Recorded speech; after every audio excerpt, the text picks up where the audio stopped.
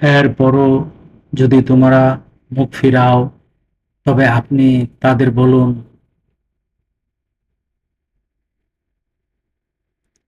আমি তো তোমাদের যথার্থই জানিয়েছি, প্রতিশ্রুত বিষয় আসন্ন না দূরে জানি না।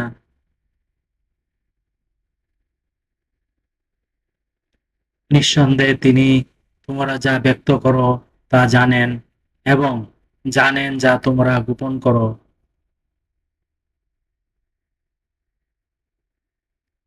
আর আমি জানি না, হয়তো এটা তোমাদের পরীক্ষা, এবং কিছু সময়ের জন্য ভোগের সুযোগ রয়েছে।